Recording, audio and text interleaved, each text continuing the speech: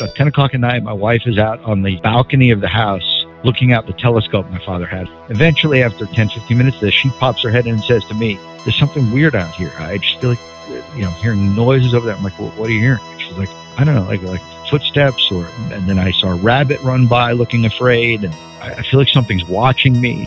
Fast forward now, that's probably 10, 11 at night. Fast forward now to the middle of the night. We're sound asleep in the guest room. All of a sudden, in the middle of the night, we're awakened from dead sleep by a boom, boom, like a couple, 2 to 3 boom hits next to our heads on this log cabin. Let's just pretend that was you. I'm telling you now, your arm would have been shattered to dust. The force this thing hit it.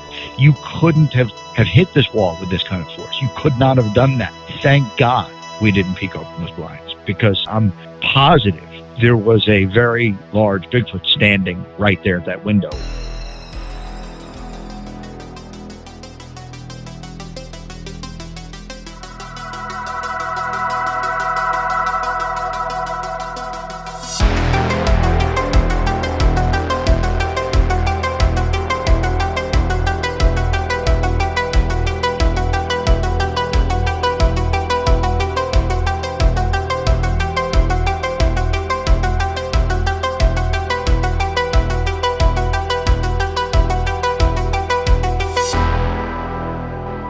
I'd like to welcome to Bigfoot Crossroads, David Race of the Monstrosity podcast. David, how you doing? Doing good. So, man, tell me a little bit about yourself. I know that you've been part of the stand-up comedy world, and for some reason you decided to venture into the world of podcasting the paranormal and Bigfoot. How did that all come to be? Well, I used to be a disc jockey on the radio for a long time before I ever became a comedian. So the playing around in the radio space, which podcasting really is, it's like on-demand radio, really, isn't new to me. And then for a while doing stand-up here in LA, I started noticing that every comic was doing a podcast, getting a podcast, or doing a podcast. And I resisted it for a while. I in my mind, it was like a backwards move. I'd already been down that road. Like the radio world was a place I'd spent a lot of time, and I was like, I don't want to do that again. And I had no interest. And I would just sit backstage and hear comics talking about their podcast and asking me if I want to be on their podcast, or asking other comics to be on their podcast. This went on and on for a year or two, and then one afternoon, I was at home, and it occurred to me that what if I do a podcast that takes in my deep knowledge and passion for all things Bigfoot, and sort of does a podcast under that construct instead of just the David Ray Show or whatever the other comedians were doing, which were all kind of like, all the comedians had podcasts like that, the John Johnson Show, and I thought, what if I just sort of hang this picture frame around it, and it'll be this thing where, I'm talking passionately about the Bigfoot thing, but inevitably, the humor is going to come through also. So it's sort of blending those two things. And then, the idea expanded in my head a little further. I thought, what if I put comedians I know, into that construct, like actually, comedians who don't necessarily know anything about Bigfoot, but people I know as comedians, and marry them together with, someone from Finding Bigfoot, someone from Ancient Aliens, as a guest. So all of that became, in 2015, comedians talking about Bigfoot, my first podcast, which by episode 5 had a TV deal. Yeah, it blew up. It was extremely popular and well received. I remember it. Right. Well, when I did that, at first, when I first announced I was doing it online and things, I got a lot of pushback from the Bigfoot world, because I remember the general sentiment was, oh, great, another comedian is going to mock the whole thing. Right, that was what everyone assumed I was going to do. And the truth is that I'm a believer and have had my own experiences, even if they're not Class A sightings. They're Matt Moneymaker calls them Class B sightings, at least. I mean, they're good enough for him. So I was very authentic about the topic. And yes, I was going to be funny, because, you put comedians in a room, funny things are going to be said. You can't help that. But I would be funny at a funeral. I mean, there's no way to change that. But I knew that I would take the Bigfoot topic more seriously than what people expected me to do in those initial social media reactions I saw. And, you know, that is what I did with it. And then, so by episode 5, it had to deal with these guys who had done a very famous show for History Channel that was on that same subject. And we ended up shooting an entire week. Normally when you shoot a TV thing, you know, for sale, where you haven't sold it yet to network, normally a production company will shoot what they'll call a sizzle reel, which will be like a 5-minute, you know, proof of concept of what the thing is. And you don't have to go heavy into the budget world. You know, you don't have to spend a fortune getting a 5-minute sizzle reel done. It's a little bit of money, but it's not as much money as a real episode would be, you know? Right. These guys shot a real episode. These guys shot intending that this episode we're shooting will end up being episode number 1 of the show, you know, for air. Oh, this is a pilot. Right. It wasn't. These guys didn't shoot like this. Here's a 5-minute demonstration. Now, what do you guys think? And then, you know, then we'll fund the pilot. They funded a pilot. Wow. And we, you know, we got together, me and 2 comedians that I had picked out for it that I thought would fit, you know, the general theme of how I constructed the TV thing, which was also, you know, based exactly on comedians talking about Bigfoot, but it was a TV version, you know. And we went to Minnesota and shot it there in, you know, like in rural Minnesota. And we were there for a whole week, shot an entire week, like as if we already had a deal, like we're there on a budget with a full deal already from Animal Planet or something, you know? And shot a whole week. And then for the next year or so, that was going through a sales process, and it had fits and starts. It almost sold. It didn't. Then it undid itself. Then it almost sold to someone else. Then it went through a lot of fits and starts. Ultimately, not selling for various reasons that would take me forever to go into. But lots of things kept it from selling. And then I thought, well, I got to get back to doing a podcast now. So I decided, what if I go back to doing a podcast, but I do something just a slight alteration on comedians talking about Bigfoot. Let me broaden it out to UFOs, Bigfoot, ghosts, you know, Loch Ness Monster, like not just Bigfoot. And let me change the construct of comedians are the guests in the room and the guy from Ancient Aliens is the paranormal guest. Let me change that construct a little. It doesn't have to be a comedian. It can be regular celebrities, actors, actresses, movie people and rock stars and stuff, not just comedians. You know, what if I sort of make those little adjustments? So that changed the title in my mind to, you know, let me change the title too. So it became Monstrosity with David Race, which I started in 2018, I think. And you know, the logo for Monstrosity reflects that it covers all the things. I think I created like a logo where the O is a UFO and the R in Monstrosity is a sea monster. You know, Bigfoot is the letter T. It's actually like, you know, the Patterson Gimlin Bigfoot kind of walking by is the letter T. And that became the logo. The show, the podcast, has been really well received. I've been amazed at how many celebrities come in and do this show.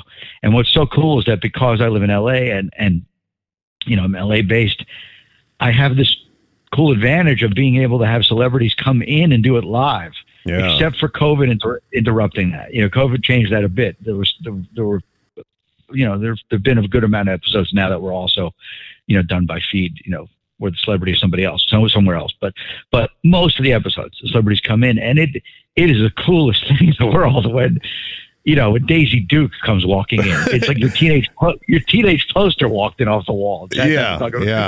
I've looked through some of your Monstrosity resume of guests, and it's just crazy, man. It's absolutely insane. Very diverse. And it's always, it's very diverse. And it's, you know, there's rock stars too. I mean, like the most recent episode is John Anderson, the lead singer of Yes, who's a legendary rock star. He's in the Rock and Roll Hall of Fame, for God's sakes. Yeah. You know, and you know, I had Shadow Stevens on, as a famous radio guy. Shadow Stevens. Which I made him count down America's top 5 monsters. That's awesome. Daisy Duke's been in, you know, Catherine Bach. She wants to come in again. She's ready to come in every episode, I think. Lonnie Anderson's come in. God, just recently I had Natasha Henstridge from Species. Yeah, she was good. I just recorded a new episode a couple days ago, and you're the first guy I'm telling anywhere in the world who it is. Your audience is about to get an advance preview. Here you go, folks. Hearing it here first. The new episode about to come out probably this week is Kristana Loken, the super hot blonde from Terminator 3. Yeah. She came in, and was very distracting. Olivia Diabo came in, another beautiful woman. Yeah, that's one of the ones that got me whenever I was younger, growing up watching Wonder Years. Yeah, she was so much fun. She was so much fun too on the show. She was like, it's so weird because I don't give them. There's no requirements that they have to have any interest in the paranormal or any experience of their own. We don't, put any of that on them. That's our problem, not theirs. Right. But they almost always have something to say in that zone from personal experience. Almost always. It's rare that there's a celebrity sitting there who came in, did the show, and actually doesn't have a thing to add in that area. One example I could think of is somebody who definitely seemed really distant from the paranormal thing, almost like yeah, I did your show, but then don't bother me with this paranormal. Like, a little bit of that vibe was Mike Damone from Fast Times at Ridgemont High, Robert Romanus. Yeah. Who was a great guest, and it was the weirdest thing sitting opposite him, and it was Damone. He talks like Damone, he looks like Damone. He said, so you're back and forth going, so tell me about something, and he's like, well, I gotta tell you, I had some iced tea. He's not putting on a character. Like it's that's just him. That delivery, yeah. And this went on and on for like an hour. But I remember when we went to the paranormal guy. I don't remember if it was a UFO guy. I can't remember, what the theme was that episode. But whoever it was, I remember he sort of bailed out. He was there. He was in the room physically, but he wasn't really there. It was sort of like 15 minutes of me talking to a UFO guy, and maybe every so often going, Robert, you got anything to say to the guy? Nah, not really. I'm just kind of listening along. Starts thumbing around on his phone. Like, yeah. Aliens got it. Yeah, I think another one that was a little like that was we had Kenny Banya from Seinfeld on the show, Stephen Heitner. And he was very, very funny, really funny episode. But he walked out and took a piss during the paranormal guy. Wow. Wow. I mean, hey, it's not for everyone, yeah. But that was the only guy I've ever seen do that. There was no explanation. I remember sitting there thinking, where's he going? Actually got ghosted on a paranormal show. Yeah, it was weird. Then other people have surprised me with how involved their paranormal story was. Lonnie Anderson, had a really detailed thing about being haunted when she was filming, what the hell's the name of it? Jane Mansfield, the Jane Mansfield movie, the one where she plays Jane Mansfield. Yeah. And Arnold Schwarzenegger plays her husband in that movie, actually. It's like 1980, 81. Anyway, they were filming it at Mansfield's house, and Lonnie ended up telling us all about that she feels that she was being haunted by Jane Mansfield's ghost on the set, to the point where she was visited by the ghost. She saw the apparition, was visited by the ghost, the Jane Mansfield ghost, while she was showering in Mansfield's house. And I couldn't help but ask Lonnie, are you sure that wasn't a photographer? Ghosts visiting visiting Lonnie in the shower. Okay, but yeah, everybody is visiting Lonnie in the shower. Yeah. I mean, who wouldn't take this visitation? Oh, I'm sorry. I didn't know you were in here. Yeah, exactly. I mean, that was probably Arnold, actually. And then who was the other one? Oh, Robert Carradine from Revenge of the Nerds. Yeah. He had an unexpected story that was like I don't know if you call this telekinesis, not telekinesis. What would you call it when your mind causes something to happen? Yeah, he was sitting at a diner or something, talking with a guy, across the table. And the guy was telling him some story about somebody else they mutually knew in show business. It was something that pissed him off. Like Carradine was getting really pissed, that this real enemy of his just booked some gigantic role that he wanted to book, or something like that made him angry.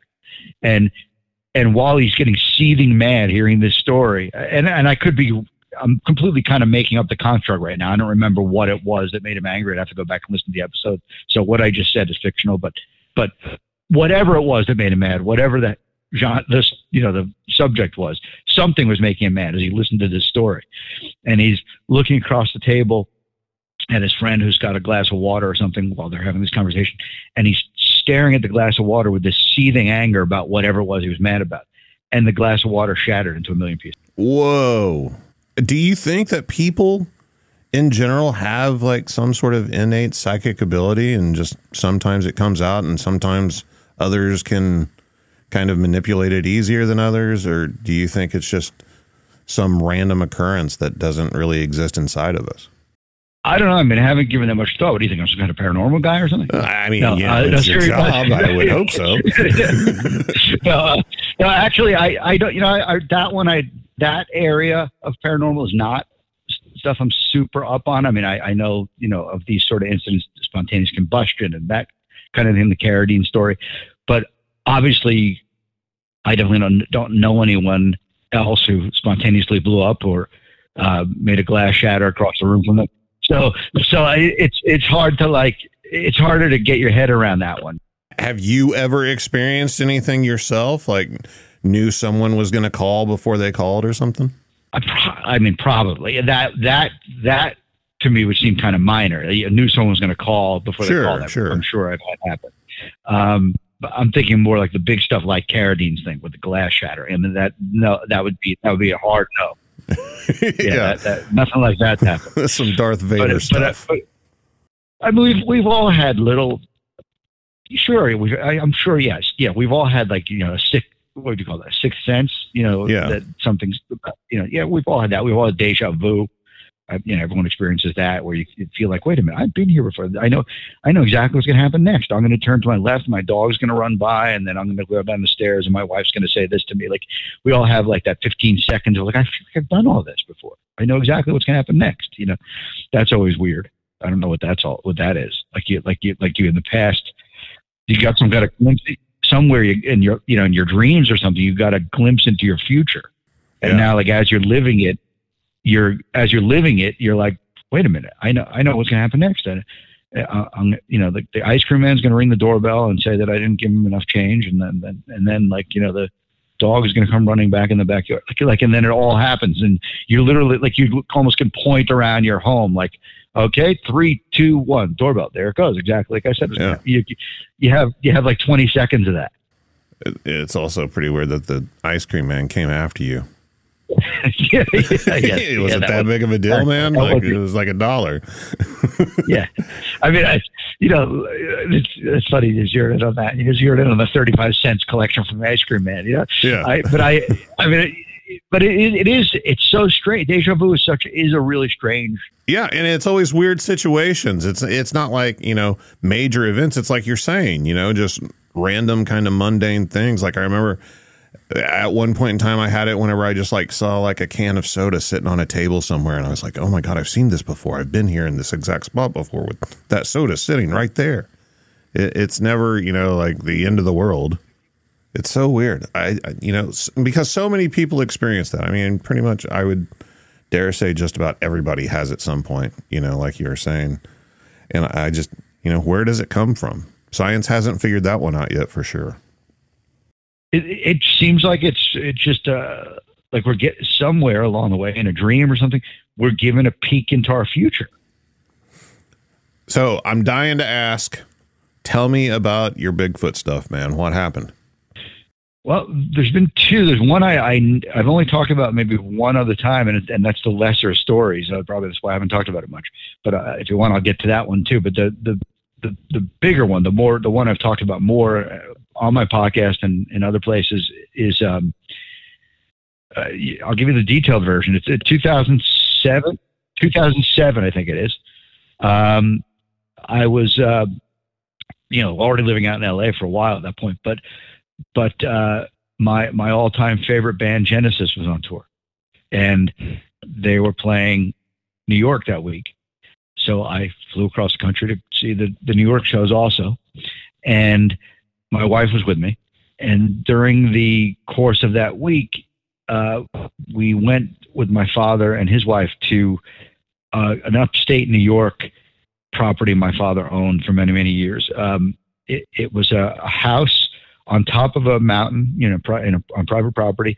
He owned 55 acres, and the house was way up at the top of the plateau of the mountain. So the acreage is, from the, begins at the street level, and you go up like a chain fenced road you have to unlock to get to, and you drive up this cobble road way up, high and through the winding woods to eventually get to the clearing on the plateau where he had this house built up there.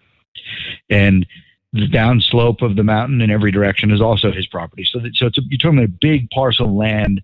The nearest house, and I'm setting up this way for a reason because it really lays out, the foundation of how remote we're talking about.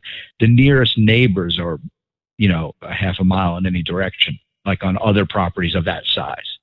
So this is not a neighborhood like you would picture in any normal suburban place. This is a house on a mountain in the woods.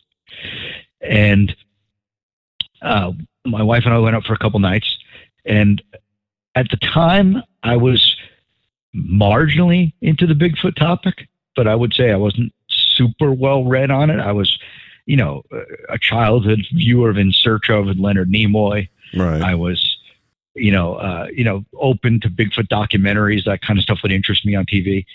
But I don't remember if 2007, if Finding Bigfoot was even a show yet. It might have been a brand new show. I'd have to look that up. But it's somewhere roughly about when that show probably starts to happen. But anyway, and I was a regular viewer of that, but I'm saying all this intentionally because I don't recall that I was super, super knowledgeable or super into the topic yet. I liked it, was interested in it, definitely kind of subject that can catch my attention on television, but I wasn't really, really well read or knowledgeable.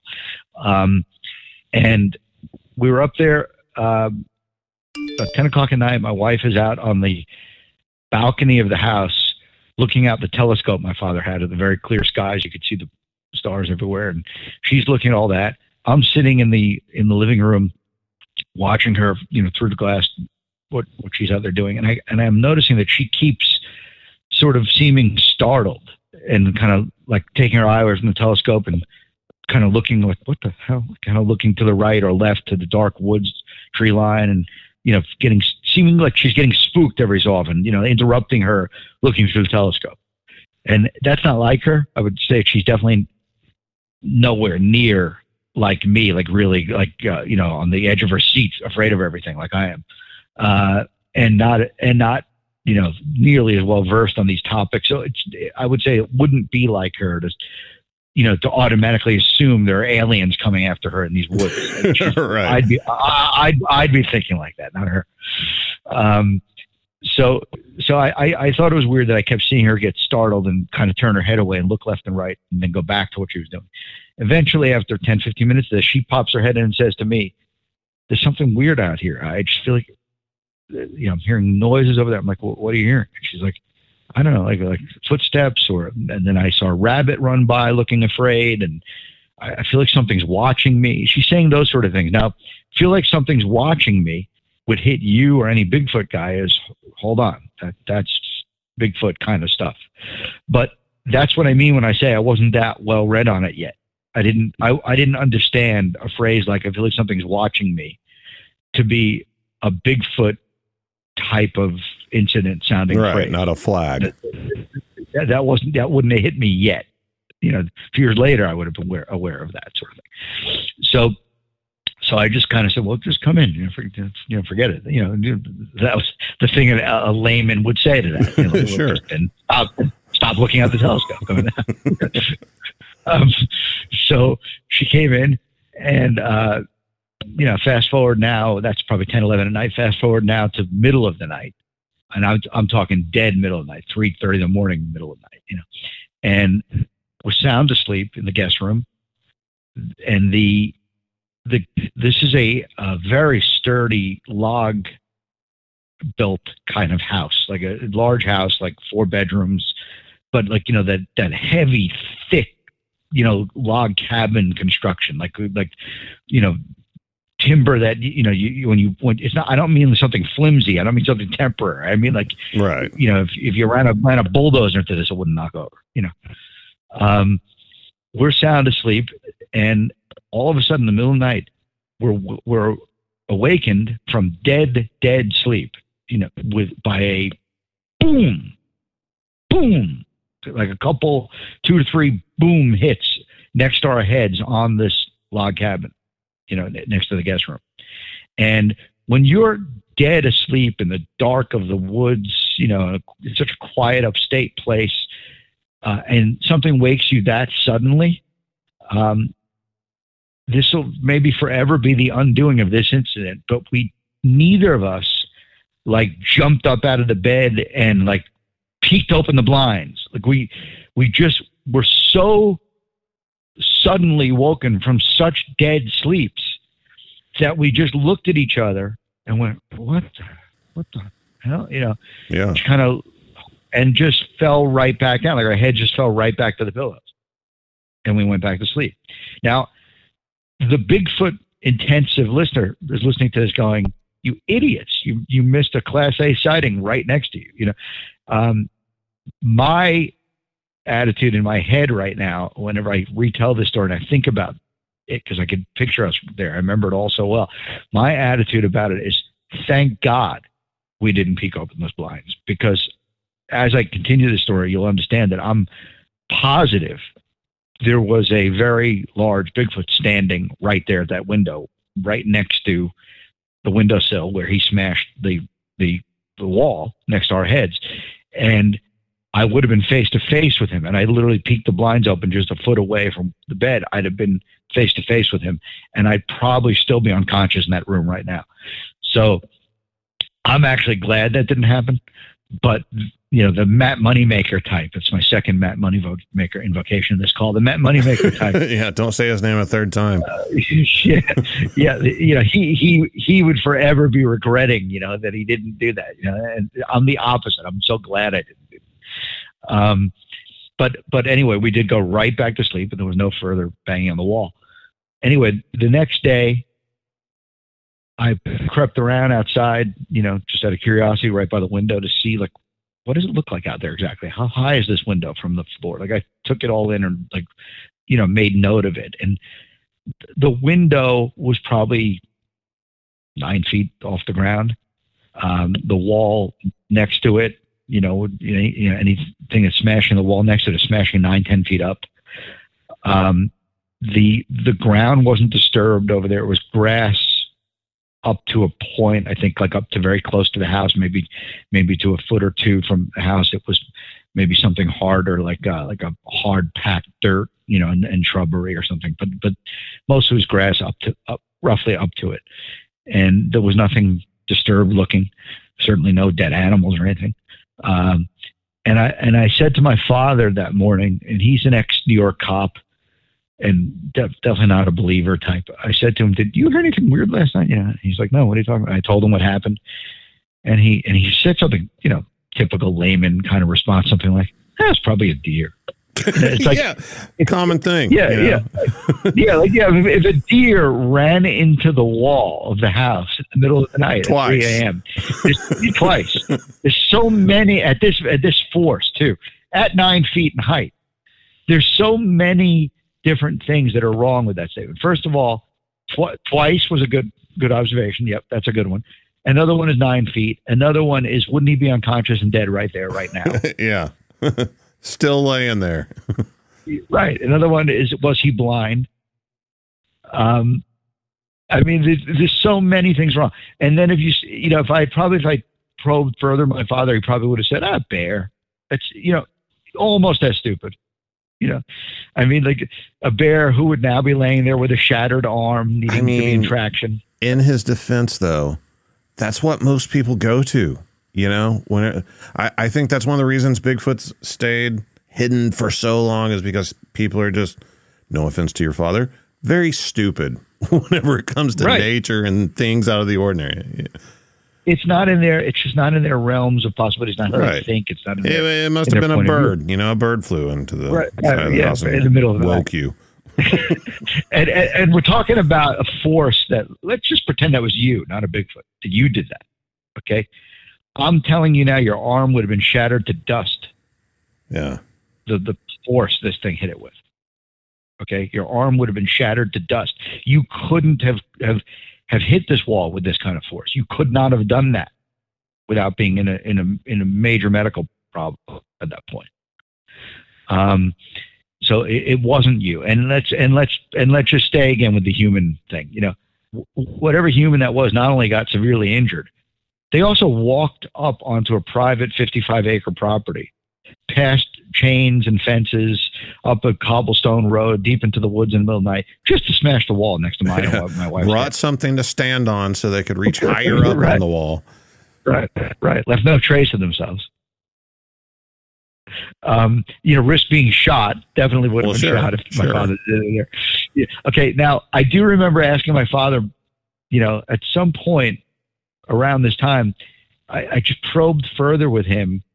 It was probably after, it's coming back to me now. It was probably after, because it was after this incident that I actually got much more into the Bigfoot topic. I think this incident was what provoked me to, like, you know, take more seriously some of the shows I was watching at that point, like Monster Quest, I think was probably already on.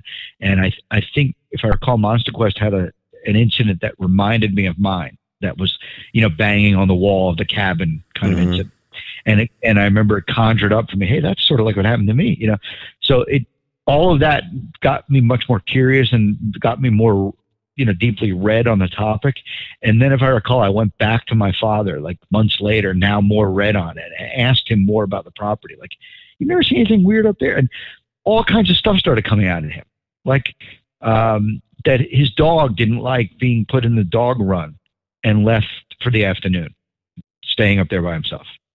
And the dog wasn't particularly like that, you know, on Long Island where they lived most of the time, but upstate New York, the dog didn't like being in the run, and like they would leave and the dog was in the run. Like the dog would seem spooked, you know, spending the day by itself there. That, you know, not a great piece of evidence, but when you cumulatively put it together with different things I'm about to add, it all starts adding up to a picture. Another one was my father had found several deer with broken back legs. That they broke their legs jumping into the cabin in the middle of the night. But like, you know, like a broken ankle, back ankle deer, like on the cobblestone road, you know, on the gravel road that leads up to the house, you know, say, you know, a quarter mile down the road, but on the property. Like he always thought that was weird, and he didn't quite know what to attribute that to.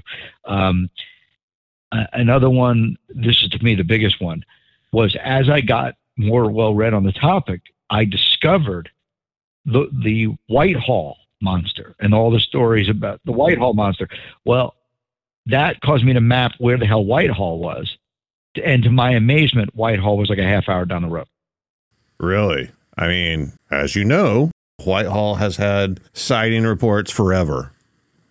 You know? Right. Well, Whitehall's the same area. It's like, you know, it's a neighboring town to where I was when this happened. To a Bigfoot person, I mean, this sounds like a typical property that has Bigfoot activity going on. Right. And I, you know, I ended up reporting it to the BFRO before I ever knew Matt, third invocation of Matt. Before I knew Matt, I reported it to the BFRO. This is pre-podcast, you know, I'm not in that universe yet, you know, where I know people like him. So I reported it as, you know, just a regular person to the BFRO. And they ended up calling me to get the investigator for that region. This guy, I forget his name, ended up calling me. And he interviewed me for like an hour and a half on the phone, all about it. Like he pulled all kinds of details out of me that like I didn't even, you know, think were significant or remembered. But he would ask me questions that caused me to go, wait a minute, you know what? You're right. That was this way. Or for example, I remember he asked me if the window next to our heads, you know, in the bedroom, if that was open. Like if there was a screen and it was open where you could smell us outside, basically, is what he was saying. And the answer is, yeah, it was. Another thing I remember he asked me this one. He specifically asked me this one in a call back. He called me like twice over a couple of days, probably an hour plus in each call. And I remember this one was the main reason he called me back the second time. And at the time I was like, this is such a weird universe. And my wife was even more weirded out. But the question he called me back to ask me was my wife menstruating? Yeah. She was. Huh. I mean, it starts to paint a picture, doesn't it? Right. Now when I later on, several years later, I'm doing my podcasts and I do start to, meet people that are really in this world, Bobo, Matt, and others. And I tell them the story. They start ringing it up absolutely as a Bigfoot incident. And Matt actually went as far as digging into the BFRO files, since he's the president of the company, and he dug into them and found my report and read it himself. And I think he probably called the investigator and asked him what his impressions were, further impressions were besides what he wrote in the report. And Matt ended up telling me personally that he considers it a valid sighting. Not eye sighting, but I think they would call it a Class B, where I didn't see anything, but it had to, it's the best explanation as a Bigfoot. Right. Yeah. I mean, countless stories. Whenever I first got involved in this, it was like probably around 1999, 2000-ish. And I started going out into the field in 2001 or 2002. I can't really remember. But I mean, one of the first things that you started hearing that was just an extreme commonality was Bigfoot smacking the sides of people's houses. Something that stood out about your story to me personally was all the times I've heard people say that it happened right by their head when they're laying in bed in their bedroom at night. Right. And it's, really kind of uncanny how the Bigfoot knows where you're at inside the room and which wall to slap and everything. But like you're saying, you had a window right there that was apparently open, so that would certainly explain that. Right, and he, if I recall, it was like he smashed, just to the right of it, and it was with real force. It was with force that just, I don't care how big of a human we're talking about. They just couldn't have done this. Even Andre the Giant would have been severely injured. His bones couldn't have taken the amount of force he hit that with. They would have shattered. I mean, 9 feet off the ground. How far away was the bed from the window? Close, like a foot. So, I mean, in theory, this thing could have been standing at the window, looking in the window, and just reached over and smacked the wall and was still looking to see if it woke you up and what your reaction would be. Right, which is exactly why I mentioned that I'm so glad I didn't just take the blinds, because these were Venetian blinds. All I had to do was, just put my 2 fingers there, like open them and in. Yeah. We would have been eye to eye, and I'm telling you, there were not enough smelling salts. I would still be out right now, still be laying there. Yeah, yeah, that would be absolutely terrifying. That would have been a face to face. But I'm also glad that I didn't know as much about the topic at the time as I do now, because if, let's say that were now, let's say that happened yesterday, I would have understood what that was. And even without peeking open the blinds, I would have been terrified. Like I would have ran 10 feet to the other side of the room, the other wall, and been like, up against the wall going, oh my God. My naivete helped me in this case, because I didn't understand what is, there are inches separating me from this. A lot of people that have encounters that, have an emotional effect on them. I run across signs of trauma all the time talking to witnesses. And that's kind of where I try to put them back in that mindset. I'm like, hey, think about all the times before you knew these things were out there that you were out in the woods and everything was just fine. They were still out there. It still existed before you knew they were real. After that door's open, though, it's hard to shut it. You raised a good point here. It never occurs to me, and now you just said this, and now it's occurring to me, how many times I'd been on that property before that. My father owned that property since the late 60s. And for a long time, we had, this property, but he didn't have a house built on it. He bought the property in the late 60s. He had some kind of, incredible deal on this property upstate New York. And he just bought it, and it was just a big 55-acre property with nothing on it but woods. You know, I remember he would sell pine trees as Christmas trees. Like we wouldn't stand on the side of the road and sell them, but I mean, he let, like, you know, some guy come up there and cut them every year and round them up and sell them. And he would, you know, make some money on Christmas trees. Like that was like one of the little things he had going on from that property. But we didn't have a house on the property as a family, a vacation house, until about 1980. Somewhere around 1980, I remember the house was constructed.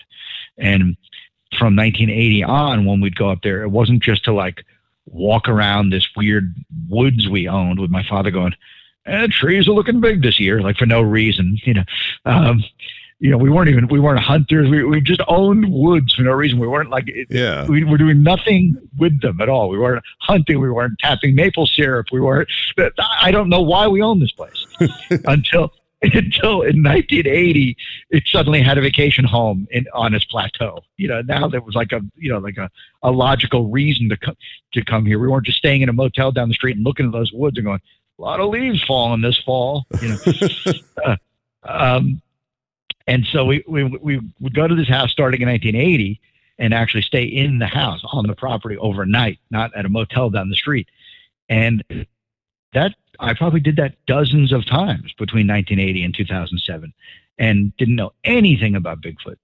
My biggest concern, if I was thinking about wildlife sort of stuff, would have been maybe bears. Maybe even that would be kind of rare upstate New York. Like, you know, black bears aren't as common there as they are, say, in California.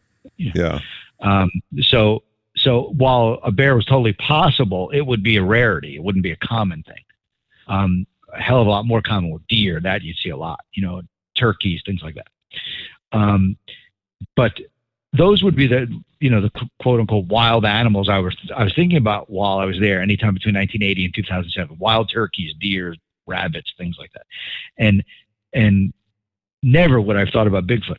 Now, when I, you know, provoked by what you just said, I'm thinking about all the times I've been up there and all the times we might've been watched. Yeah. And all the times I might have been within 100 feet of a Bigfoot, and all the times that I remember I wandered off at 3:00 in the afternoon and just walked around the woods by myself, because it was just an unusual place for a New York, you know, city suburban kid to be. Upstate New York, like that far removed from the city, was not typical of my life. So like, it was neat to me to, like, you know, just walk around the woods, like just be in the kind of quiet of the woods, you know, and I would wander off by myself and just walk around and stare and, you know, let my imagination run wild of what this is and what that is as a 12-year-old. And little did I know I could have been 50 feet from two Bigfoot at any given moment. You know, when I think back now, based on what you just said, at how close a call I probably had over and over again, it's terrifying. I would really be interested to find out. I mean, I know there's no way to do this, but I wonder if anything took place while they were building the house, you know, like clearing the land and actually constructing the house. Because you hear about that sometimes in other places, you know, like construction sites getting messed with. Yeah, there is probably no way for me to find out. I kind of vaguely remember the name of the guy who was involved in the construction. Unique name. And I kind of vaguely remember it, but we're also talking about probably 1978, 79. I don't know that guy's still alive. Even if he were, I mean, you'd be an absolute nutcase. Right. Like, I can't even imagine that. What now? Yeah. Hey, listen, do you remember in 78, you built a house in Cambridge, New York. It was on the corner of blah, blah, blah, blah, blah. I don't know. I might have. I've done a lot of stuff. And, I lived in Washington County my whole life, son. I'm 78 now. Yeah, well, do you remember anyone? But did you find any large footprints? Yeah. Did anyone, move any of those logs when you were, you built a log cabin? Did anyone ever just pick one up and move one? You're like, hey, why did that move? No one can move that. Yeah, I mean, I don't remember. A guy named Clem. And, it would be a really weird conversation with a guy that I doubt is alive. But my father is actually the guy for me to ask, for any other weird remembrances. And I doubt he has more for me than what he ultimately told me, months later. But those were pretty good ones. A couple times he found dead deer with a broken back leg. The dog always being afraid to hang around in the dog run and being left for the afternoon, which wasn't typical of that dog. The dog generally, wasn't a skittish dog. Those were a couple good ones. So is the property still in your family and everything? Unfortunately, it is not. As of only a few years ago, maybe 4 years ago or so, my father sold it to someone else. And so someone else lives in that house now. I'm positive my father could tell me who that is, and I could theoretically get in contact with that guy. It's not somebody I personally know or ever met, but my father knows who he sold it to. And I'm sure if I had to get in contact with the guy, I could and ask him if anything weird's been going on. But again, another awkward conversation, especially in light of the fact that I'm pretty sure that he told me he sold it to a judge, as in, a criminal court judge, who would probably have me locked up immediately after, as soon as I started making these calls. Have you been able to kind of persuade your dad any since that event to maybe be open to the idea? No. He's not that type. Not moving the needle one bit. He's not that. He's not that type. It's just a certain, like you said, it's a certain kind of blindfold in the human mind that most people are wearing. Yeah. And my father is very much of like the type that you picture having that blindfold on most securely. Ex-cop, that type. You know what I mean? Sure. You mentioned another less significant event. Did that happen at this property, or was it somewhere else? No. It's it was in California, and it's far less significant. But I still find it strange. I think I did tell Matt this story also, and he thought this was pretty weird. Like he considered it the right place for this sort of thing to happen. I was on a private tour of Yosemite, maybe 7-8 years ago. And it wasn't dead of winter. It wasn't a snowy time of year. And I don't remember it necessarily being anything unusual climate-wise. It just kind of an average, normal time of year, like not too hot, not too cold, definitely not snowy. So nothing like that is involved in what I might have been seeing or misseeing. But we were on a private tour, and my wife and I were like in like this van with a tour guide, driver, and maybe 2 other couples that we didn't know that we were paired up with on this tour. And it was just a whole day where he drove you around Yosemite to like the different highlights of the park. Like here's this, I forget what those things are called, but those crazy rock walls people climb and stuff there. So this waterfall and that thing and this thing. And then at some point we were on one of these high peaks where you're looking across a valley at one of the other famous, cliffside rock wall things that these lunatics climb up thousands of feet. And we were just, at this, the photo overlook spot he took us to where you could take pictures, incredible pictures across the valley of this thing. And the other side was no man's land. It was a sheer rock wall with a flat, rock face at the top, and maybe some tree line at the very back of that rock face. Probably it's hard to estimate, but probably, more than 75 yards from the edge, the tree line might start. So it's mostly rock, and then about 75 yards in the distance of that rock is the beginning of tree line. And I'm looking across, and I'm seeing, in broad daylight, I'm seeing objects like at the distance we're at, they looked like stick figures almost, but tall, erect objects, 2 or 3, moving, changing positions. Like one would move to the right, and and then another thing would kind of move to the left, and they'd be standing still, and then like the different one would change positions. And I'm like, what is that over there? Like I'm trying to stare, squinting in broad daylight at these in the distance stick figures moving in a place where no human should be able to be, or no one should be able to get up there. There was no one climbing the rock face that day. There's no one. I'm not even 100% sure that I was looking at a rock face that people do climb. This might even have been too high, but it was just weird that there were things moving over there. And I just remember telling Matt that one, and him being like, he seemed to have a better understanding of the park and where I was talking about, and was like, yeah, that's weird. Like, nothing should be doing that. And I do remember that I was really into Bigfoot at that time. This is a point in time, that Yosemite trip happened during a point in time where I was really reading a lot, and like every Bigfoot book I can get my hands on, I was soaking in, and laying on beach vacations reading people's Bigfoot stories. That's what I'm laying on the beach reading in Cancun. And during that whole day, I remember driving the driver crazy with Bigfoot questions. Like, this guy drove all day, every day in Yosemite all the time. And so, like, the whole ride, I'm going like other people are asking normal questions. Like, they're going, so do a lot of hikers get lost out here? I mean, this is way out here in the woods. I mean, you got a lot of rescues you got to do. And next guy's going, you got a lot of fire risk out here, huh? I mean, really, once you get a fire going up here, there's really no way to put it out. It's amazing these guys could even put anything out up here. And I'm going, see any Bigfoots around? I mean, you're having a lot of Sasquatch problems.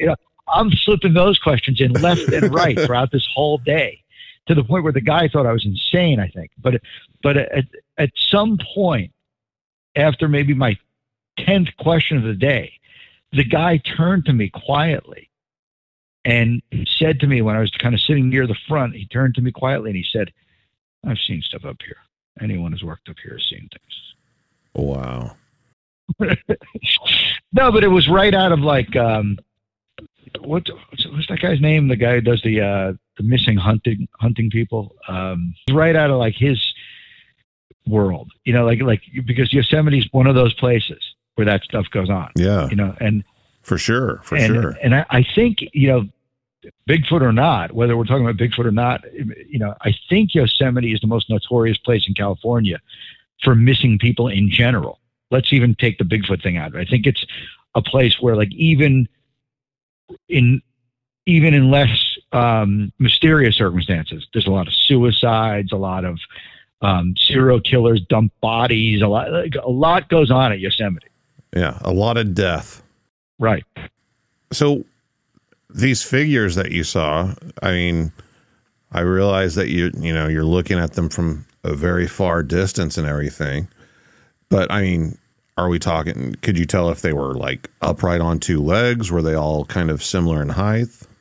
Couldn't make out the two legs. Similar in height, yes. And it seemed like the let's call them lines in the distance. The lines seemed similar in height and seemed upright, narrow lines moving. Imagine if you were able to cut a tree down to, from its 30 feet in height to, a third of its height to 10 feet. It would look to you at a great distance like a narrow brown stick moving, changing places. Yeah. Yeah. That's what it sort of looked like. And I couldn't make out any more detail. I just can tell you that the location, the plateau that we're talking about, nothing should be up there moving.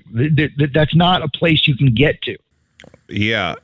I mean, I'm just sitting here kind of thinking, obviously I don't know the location that you're talking about, but from the description and everything, I mean, any sort of thing that would be moving would have to be, some sort of animal or something, obviously.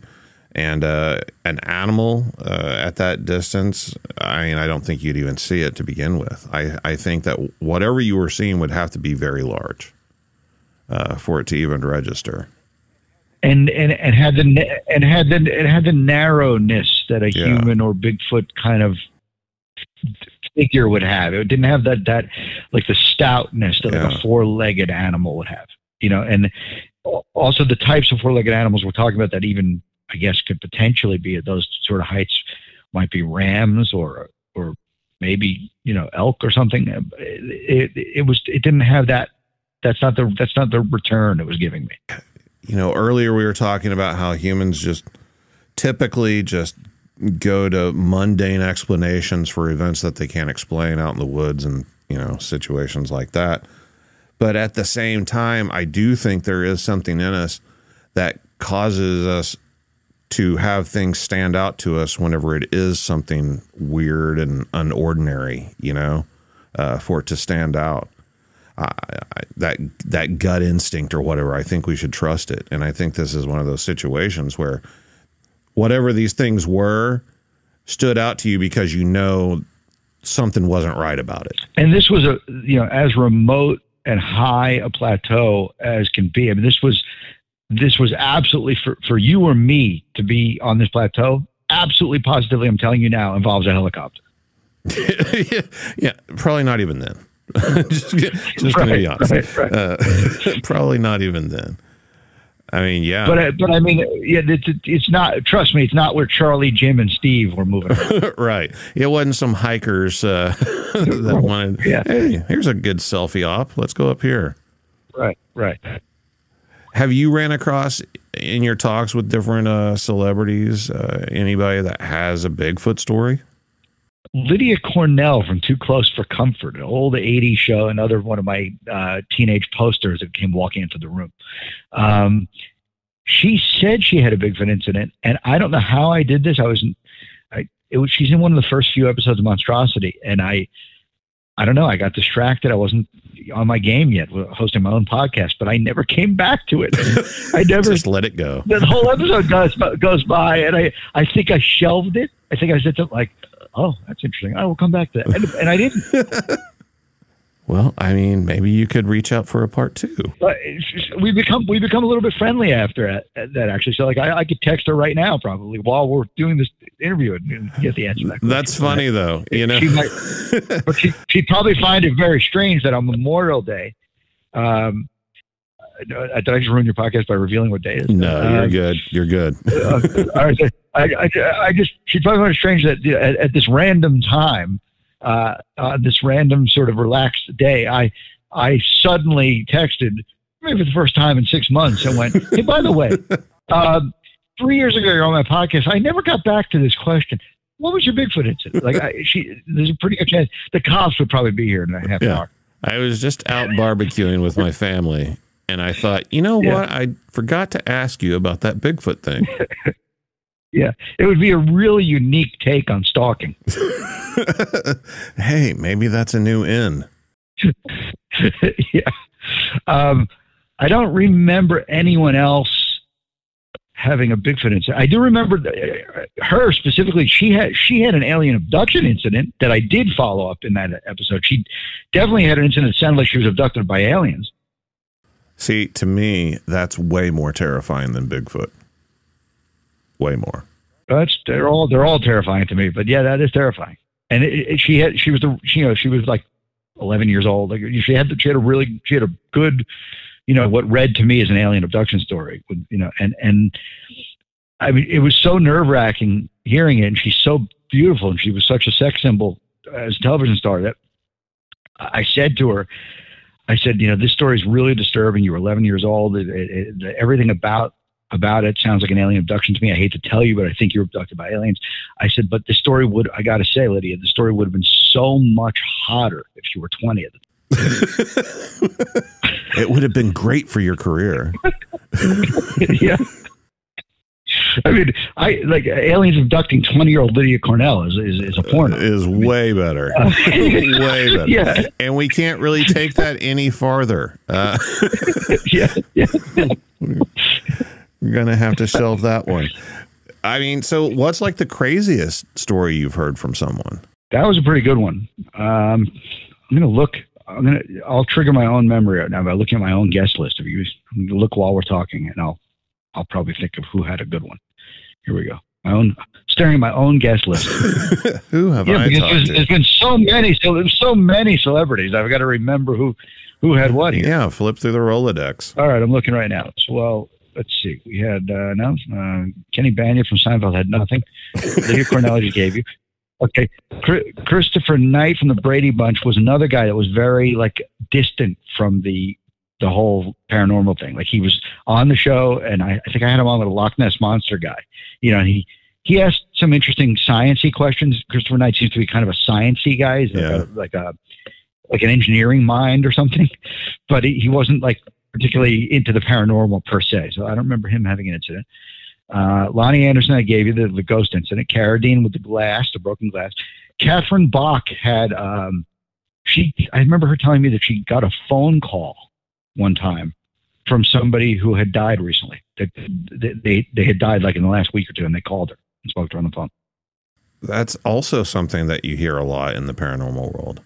I mean, maybe not a lot, but you definitely hear stories of, the phantom phone calls from someone who's recently deceased. So that was a good one. Let's see. Steve Hackett from Genesis did not have a paranormal story and ran away from the topic when I brought it up, but he did tell me that Peter Gabriel, when they were on tour in the early 70s, used to spend his afternoons walking around the United States, wherever they were, with a metal detector on and headphones, listening for coins and stuff, looking for coins on the beach and parks. That's what he would do to kill off a day on tour. That's interesting. Which I thought was really interesting. That made Google News, actually, that revelation. Wow. But it would, I mean, I know everything there is to know about Genesis, and I didn't know that one. And that's a really unique way. Bands always talk about, when they're on tour, like, they love the gigs, they love the performance, but they can't stand the travel, they can't stand the flights, the hotels, like all that is tedious to them, and the whole idea that Peter Gabriel, international rock star Peter Gabriel, that's what he was spending his afternoons doing in Kansas City. Amateur treasure hunter. Yeah, walking around looking for coins, in Muskegon. It's so hard, it's unreal to picture almost. That's funny. Peter Gabriel could possibly own your grandfather's pocket watch. Yeah. I mean, I think I said to Steve Hackett, so your roadies were packing, Phil Collins drums, your guitars, and Peter Gabriel's metal detectors. Shadow Stevens ended up telling me that he thinks he worked for aliens.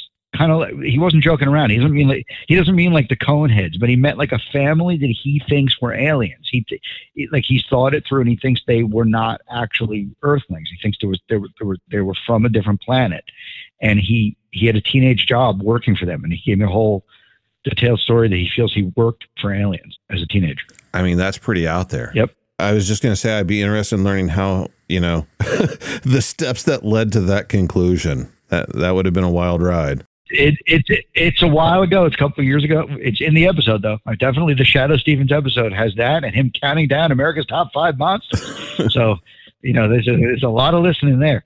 Let's see. I'm looking through Audrey Landers. I don't remember. Burt Ward, Batman, Robin. I don't remember him having an alien thing. He had a lot to say about dogs, though. He was talking about a dog food that has his name on it, and he claims that his dog food is so healthy and has such incredible properties to it that he knows of dogs and has dogs himself that are living over 25 years because of the high quality Burt Ward dog. Hold on. So you're telling me that Robin, yes. Boy Wonder, yes, Burt Ward came on your show, yes, and hawked his dog food brand. Like he's just tremendously so. Wow. We talk more about dog food in that interview than I've ever talked to anyone about a thing they have going on. Or to anyone in the world about dog food. Yeah, but I mean, like I always say to whoever it is, anything you want to plug, anything you want to mention, and nearly every celebrity has, well, I just did this film or I just did that show. Right. I'm about to go on tour. They all have something, and so you usually get the normal amount of plugging from the celebrity, which is par for the course. But Burt Ward had like a half hour of dog food. Well, I wish him the best of luck with that. I'll have to look into the Burt Ward brand dog food. And he owns like some gigantic amount of dogs. I can't remember the number, but it was something insane. Like he has like 25 dogs. It was some incredible number of dogs. And he's also into really gigantic dogs. Like his dogs are over 150 pounds. That he can like ride around his property or something. Like yeah. He had some crazy thing. It was something like he's got 25 dogs and none of them are less than 150 or something like that. All of them are larger than he is. Yeah. And I said to him, I go, did you have to buy a separate house? I mean, like, how are you even functioning? That's why he started his own dog food brand. He had to be able to afford to feed them. And I remember he was talking about lunch, and every day he comes downstairs to the kitchen at a certain time and he makes himself a sandwich. I said, do you get to eat that sandwich? I mean, like, you've got 150 pound dogs everywhere you look. All of them begging. Do you even get to leave? Right. You get to leave the room with that sandwich. It doesn't seem possible. Steve Lukather from Toto. I don't remember a paranormal thing from him. Richard Klein from Three's Company. Larry Dallas. Yeah. Fun guest. I had him he got a special phone call in that episode. I had him get a phone call from heaven from Mr. Unfurley. I had a phone call to him. Nice. With a phone line connected directly to heaven. Mr. Unfurley checked in with Richard Klein. It's a very funny phone call. Jodie Sweetin from Full House was on.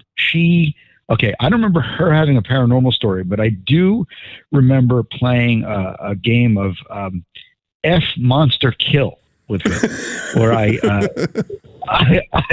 gave her a choice of different monsters she could marry, have sex with, or kill, and she played the game with enthusiasm. Bottom line is squeaky clean Jodie Sweetin from Full House. Stephanie Tanner. Yeah, I've ruined her career. Congratulations. She's been completely tarnished. Mackenzie Phillips was on. She had a lot of rock star stories, if I recall. I don't remember paranormal ones, but she knows tons of rock stars. Growing up, the daughter of John Phillips and Michelle Phillips was her stepmother, and her whole world was living in Laurel Canyon. With Crosby, Stills, and Nash and Paul McCartney coming by the house. I'm sorry. For us non-celebs out there, it still just blows my mind that some people live those lives. Yeah, I mean, she talked about like being a little kid in a hammock in the backyard with Paul McCartney cradling her, and they would fall asleep and take naps and stuff. That's crazy. I don't know. I mean, I get it. People are just people at the end of the day, but whenever your life is like filled with the normal people in your life just happen to be like historical and prominent celebrities in the world. Yeah, she had lots of those stories, but I don't remember paranormal things with her. Adrian Zmed from T.J. Hooker. Adrian Zmed. He had great William Shatner story. Well, I mean, he would have to. I don't think you can know Will Shatner and not have great Will Shatner stories. He had Shatner stories. He had Heather Locklear stories, which of course you'd expect him to have. Don't remember paranormal. Oh, you know what he did? Now I remember. He had a ghost story. He had a ghost incident while he was doing a play somewhere. And there was a ghost. He had some kind of ghost incident while he was doing a play somewhere. I remember he had that. We had James Murray from Impractical Jokers on the show. Yeah, he's really into alien stuff. He writes kids books about Area 51, and he's really into the alien subject. I don't remember that he necessarily had an incident, but he loves the topic. Are there any like bucket list celebrities you'd like to talk to and interview about this stuff? Wow, that's a great question. Bucket list celebrities I want to talk about the paranormal. It's hard to say that I'd call this a bucket list celebrity, but someone who's coming right to mind is how I'll answer it. Someone I'd like to talk to is Sammy Hagar. Okay. Sammy Hagar is really into the alien thing. I think he claims to have had some UFO incidents. There are Van Halen songs that are the lyrics by him that are clearly alien themed that people don't realize. They're snapping along and humming along to like an alien hit. Yeah. I mean, somebody needs to go back and listen to the lyrics to Van Halen's "Love Walks In," which gets tons of radio play for the last 30 years, but it's an alien abduction song. Well, now I'm going to have to go listen to it after we get off here and put the alien spin on it. You'll listen to it, and you'll listen to it, and you'll know. You'll realize, like, I've heard the song a million times. It's definitely a radio song that you've heard a lot, and you never stop to think about what's being said because he cleverly came up with the title "Love Walks In," and if you listen to it and read the lyrics, it seems to me that the word "love" is just being substituted in as a synonym for alien or something. Because of nothing. He went with a generic, what sounds like normal boy-girl title, but it's not what it is. Huh. Yeah, I'm going to have to check that out. And I know he's on the record that he's, he buys into that kind of stuff, and I think he's seen things. So he'd be a good guest to have. That's like, it's not really, in this case, a bucket list answer, but somebody I'd like to talk to. That would be a good one. Livia Diabo don't remember if she had a paranormal thing. I do remember that. I think she's the one that told me that she saw Donovan, the rock star Donovan, naked. Well, that is sort of a paranormal encounter. Right, because she's the daughter, not as intensively as Mackenzie Phillips. Mackenzie Phillips' father was really famous. John Phillips, the mamas and papas, they were famous.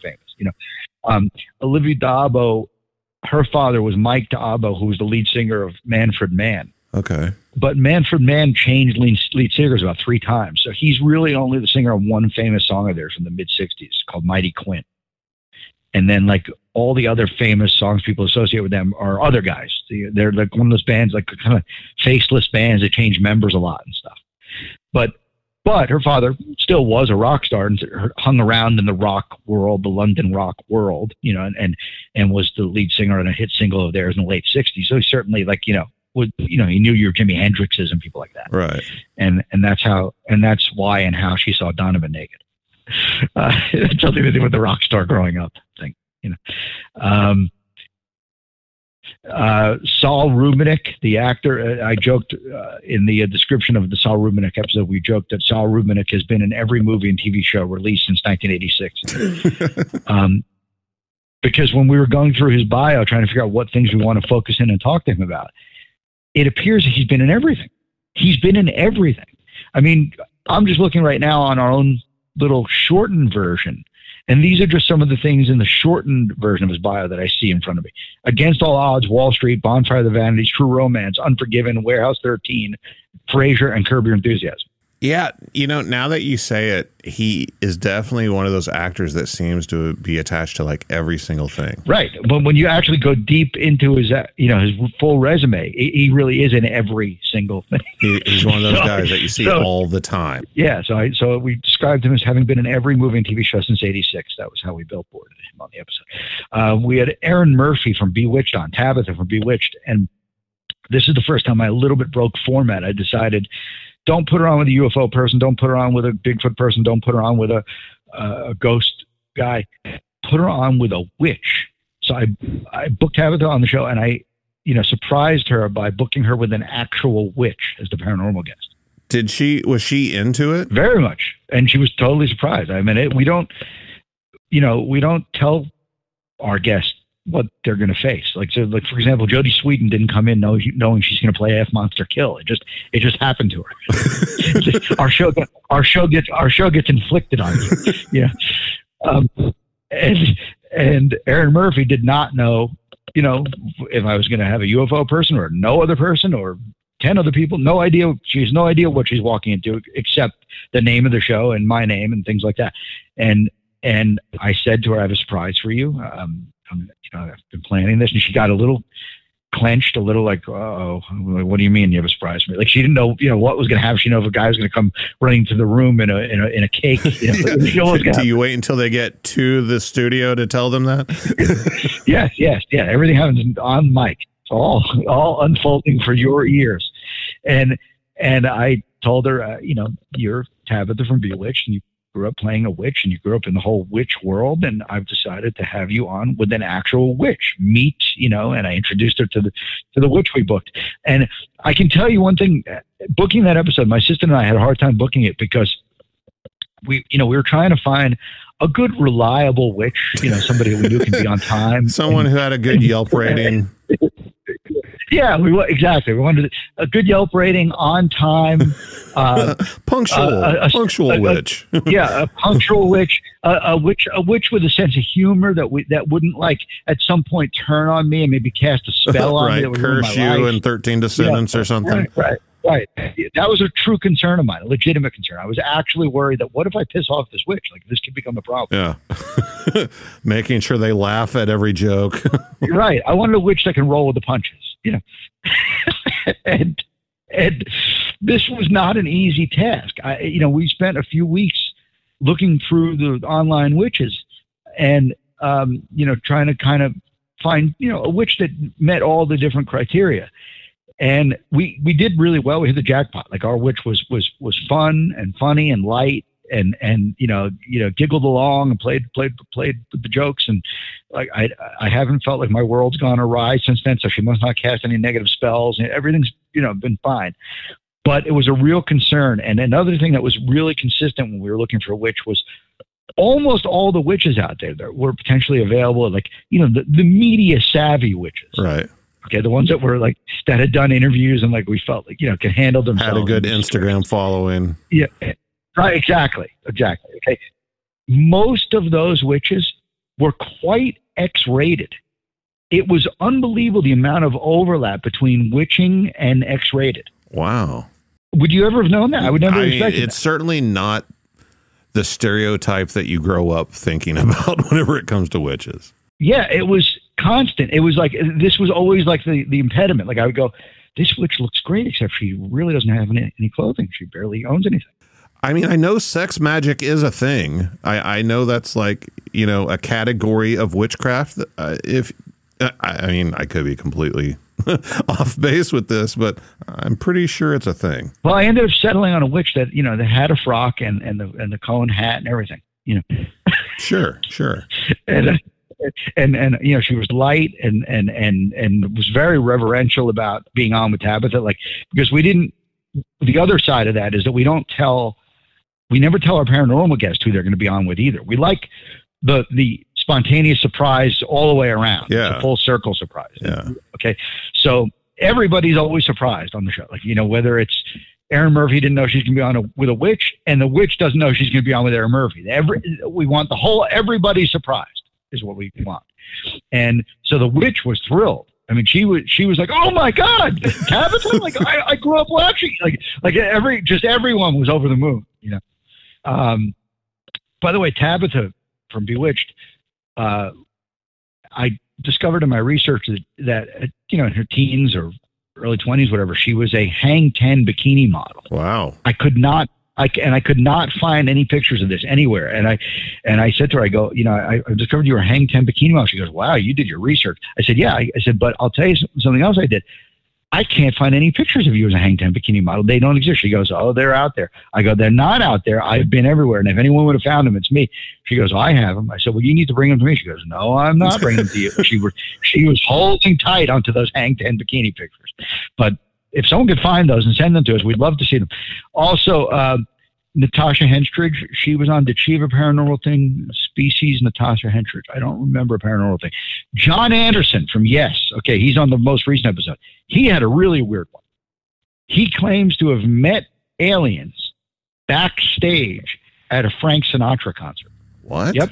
That's one of the weirdest sentences you'll ever hear someone utter. Yes.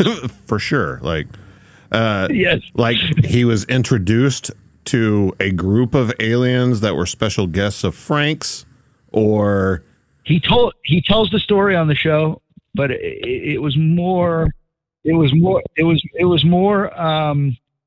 little more cryptic, like more John Anderson-y than that. He's a real like spiritual, like floating above it kind of guy. He's one of those, he's a real like metaphysical type guy, like a Yanni, character, like one of those kind of guys. New age types. Yeah. So he tells the story in that John Anderson-y way, but with real authenticity. Like he seems to surely believe this is what happened. I mean, I'm going to have to check that out. I got to hear that story. That's a lot of the way it goes with paranormal events, though. It's, regardless of whether the listener or whoever hearing the story believes it or not, the person, the experiencer, believes it happened, and that makes it real for them, Yes. And yeah, I can't even do justice to John's story. I can't explain his story. Only he can. It's an unusual story. Out of all the different things out there, I mean, you've got the Loch Ness Monster and stuff, but why do you think Bigfoot has kind of become so popular in pop culture and advertising? I mean, you just see Bigfoot everywhere. What's our fascination with Bigfoot? That's another great question. It's for me personally, I find the whole Bigfoot mystery and the whole Bigfoot, the Bigfoot themed programming on television to me is the most compelling. It's the most interesting. And that may just be where I'm at, and the next guy listening to this might go, no, I like the UFO shows better. And those are good too. But Bigfoot, for example, let's say versus Loch Ness Monster. Both interesting. But Bigfoot's a more interesting TV subject. It's more interesting to watch a documentary crew hunt in the woods, on the ground, on the tangible ground, feet on the ground, in an area that's a known Bigfoot hotspot, where there's eyewitness reports of this or that. It's much more interesting. It's much more edge of your seat interesting to watch that unfold on television than, a Loch Ness Monster or Ogopogo or Champ hunt in a lake. Yeah, that makes a lot of sense. That does. I don't know. I'm not sure why, but it is. It just is.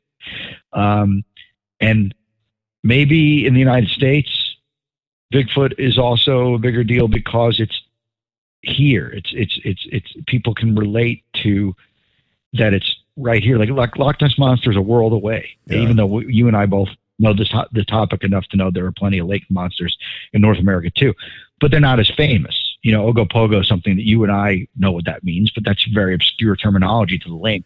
Yeah, lake monsters are very regional. Right, and except for Loch Ness Monster, they're all pretty obscure to the average person. Yeah. Okay, so if you bring up Champ to the guy at your grocery store tomorrow, he'll be like, "What? I never heard of Champ." He'll think you're talking about Mike Tyson or something. If you bring up Loch Ness Monster to the guy at your grocery store, he's heard of that. That's internationally famous, but it's also a world away to him. It's over there in Scotland. Like he doesn't give that much thought. It doesn't pique his curiosity or creep him out as much because it feels so removed from his universe. Yeah. Bigfoot feels very North American, and the average person in the United States, I think, feels very connected to that phenomena. They either have seen it, know somebody who's seen it, feel they live near enough to an area that they could see it. That could happen at any moment. It could happen tonight on the way home from the movies. It's very within the grip of people here in this country. Have you ever had any paranormal experiences, ghosts or anything like that? Not so much ghosts that I'd be confident saying to you, I think that was a ghost incident. Little things, but not something I'd confidently tell you. UFO, yeah. I had what I'm pretty sure was a UFO incident in LA 5-6 years ago. I was driving, and I always like when I tell this story, I always like sort of really orienting the listener to where I was so they can sit at home and play along with this story using their Google Maps. They can street view and actually take this car ride with me and look at the sky and see what I was seeing. So for those of you playing at home, I'm giving you a second to open your Google Maps. I was driving on Victory Boulevard in Los Angeles through Van Nuys, headed eastbound towards Burbank. So that should help the guy right now at home with his cursor. So I'm driving eastbound on Victory. I approach the corner of Victory and Sepulveda Boulevard in Los Angeles. This is in the Van Nuys area of Los Angeles. And I'm heading to like a TV meeting or something, in Burbank. And I in the distance, in the due east sky, what appears to me to be like above Burbank, basically, which would be probably another 20 minutes driving in front of me due east. I'm seeing little glinting objects in the sky, very high up in the sky, silver objects. They look very, very high up, maybe a half dozen of them, moving around each other, changing positions. One goes to the right, one goes to the left, one moves up, down, sideways, another one goes around this way. They're just kind of moving around each other at what looks like a tremendous height and staying in the same general little area of the sky. And I'm like, what the hell is that? This is broad daylight on a sunny afternoon, And I'm like, what the hell is that? And it's I'm watching it through the whole light cycle. It's a long light cycle at that corner. So I'm watching probably for a few minutes thinking, this is so weird. I got to pull over and watch this. So I make a right turn onto Sepulveda and I pull in to a parking lot a block or so away in front of like a house paint store, like a store where you buy, paint to paint your house. So the guy following along on Street View right now is probably seeing this paint store. I don't remember which paint, whatever they're called. I forget what the paints are called, but whatever paint brand it was, you'll see there's a paint store there after I made that right onto Sepulveda. I pull into that parking lot and I park my car facing due east, and I'm still just watching this go on. I'm thinking, like, I want to watch this a little longer and see if they reveal themselves to me as not what I think it is, or it clearly becomes like little helium balloons or something that fly nearer to me and I know what it is and I can just, get on with my day. I end up watching another few minutes. I call my wife, tell her what I'm watching, and then both of us looking at the clock realize I need to get going. Like I've got to be at a meeting like at 2:15 or something, and it's 1:45, that sort of thing. So I'm like, I better just keep driving east. And I'll just keep watching as I drive. I'm still heading the right direction I'm heading in the direction it's in. But once I was moving again, and I was a few blocks away from where I was and moving, I lost sight of it. I don't know if it stopped existing, or it was just difficult to keep my eyes spotting where it was any longer as my position changed slightly, and the tree line and things start coming in here and there. The bottom line is, within a few blocks, I no longer am able to keep my eyes on this thing, and it's either gone or I can't find it anymore, and that ended it. But later on, I ended up looking on YouTube at UFO incidents, and I'd used words that described what I was seeing, like small, very small silver objects moving around each other, tremendous height, like seemed very, very high up in the air. I used like terminology that would maybe try to pull up something similar to what I seen. I think I was even typing Burbank and LA and the date into my searches, hoping that someone else filmed what I saw. I did not find anyone else had filmed what I saw, but I found numerous people had filmed UFO incidents just like what I saw. That what I saw was a kind of recurring, pretty common UFO sighting in general. I know somebody personally that filmed something. I mean, we argued extensively about it just because I'm from the perspective of, well, I wasn't there. Here are some possibilities. I mean, I don't know, maybe, it was an optical illusion, but she's in the Connecticut area, and she filmed something that sounds very similar to what you're describing, and it was also during daylight hours. She filmed it with her cell phone, and I don't know, I don't have I can't say that it was a UFO. I can't say that it's not. Maybe it's an insect or something flying closer to the camera and it just looks like it's farther away or something.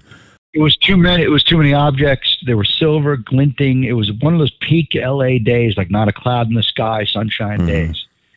And so nothing was obscuring it. It wasn't like ducking behind clouds and then appearing to me again. It was in a cloudless, sunny sky, and it was just like things I'd then seen on YouTube. When I went looking for similar incidents, I saw stuff that looked just like what I saw. So weird. I mean, especially, with all the UFO stuff going on, all the quote unquote disclosure process happening and the government acknowledging them and looking into it officially, at least publicly. I mean, yeah, that's getting really weird. I remember a friend of mine in the 90s. I had a friend who was really into this topic, and we used to talk about this stuff all the time till the wee hours. And this is like when X-Files was a hit show, and there were certain shows that were already on TV that were on this topic. I mean, for as long as you and I have been watching television, there's been things like In Search Of and stuff like that. But there weren't as many shows. There weren't whole networks dedicated to it as like there is now. But at the time there was some stuff, and I remember he used to always say to me, "They're getting us ready. They're prepping us. It's clear that with things like the X-Files becoming a network mainstream hit television show, there's some kind of an agenda to condition us and get us ready for the reveal, to prepare us to be able to handle the reveal." And it always sticks with me now, with all the stuff that you're starting to see come out in official channels now, that he may have been right. Like now it's really starting to look like they've upped the ante with that. Yeah, they've kind of moved from the fictional world to the non-fictional world. Right. They're not letting it stay just in Steven Spielberg's Close Encounters world and in documentaries on Travel Channel. They're going, also, by the way, here's some footage the Navy shot. Here's a new thing the Army just got their hands on, and they're releasing it in official ways that they're shooting down things. And we're watching entire weekends of news coverage about something they shot down this weekend. Yeah. That's remarkable. This sort of thing always kind of pauses me in my tracks because, like I said, this sort of thing terrifies me. I don't know why it bothers me so much more than the other categories of the unexplained or whatever. But the alien stuff, are they... Are we going to see contact in our lifetimes? I mean, is this something where it's sure as hell starting to seem like it? Sure as hell starting to seem like it. The other thing I'm remembering now, back to that house my father had upstate New York, is that that area was a known UFO hotbed. That area of upstate, and that I do recall, even in the '80s as a teenager, being aware of. Like, I may not have been aware of it. That this is a Bigfoot area. I had no idea of the White Hole monster, never heard of that. Would never even at that time, if you asked a teenage me in 1987, what I know about Bigfoot, I would have said that, isn't that like a Pacific Northwest thing? I wouldn't have understood that, like, there are Bigfoot incidents all over the country, that you could be in Ohio or Michigan or Wisconsin. I would never have understood any of that. So certainly I didn't stand around upstate New York as a teenager thinking about, like, there's Bigfoots up here. Like, that didn't seem like in the realms of possibility. But UFOs I was aware of. That I knew that area is known for UFO incidents. And I definitely, at 17 could have been standing on my father's upstate balcony, worried about the clearness of this sky up here and the isolation up here. And an alien incident up there would have been the kind of thing in my scary daydreams. Yeah. Well, David, I appreciate you coming on the show and sharing some of your stories with me and everything. Where can people find you, sir? Monstrositypodcast.com is the main website for the show, and it's got all the places that you can find everything about the show. And there's even now a link on Monstrosity to go and collect for yourself all of the old episodes of comedians talking about Bigfoot. We've stuck them on the Monstrosity Patreon since they were no longer in the public domain. So the original podcast is accessible up there, as well as all the merch and stuff and our social media. So all that's there. And then davidrace.com has all this stuff more in my career directly. All right. Thanks a lot. And if you've had an experience with the unexplained, something you can't quite figure out, was it Bigfoot? Was it a ghost? Was it an alien abduction? Email me at bigfootcrossroads@gmail.com. Check out bigfootcrossroads.com. All the links to the social media, merch, everything you need, all in one place. And until next time, remember, there's something in the woods.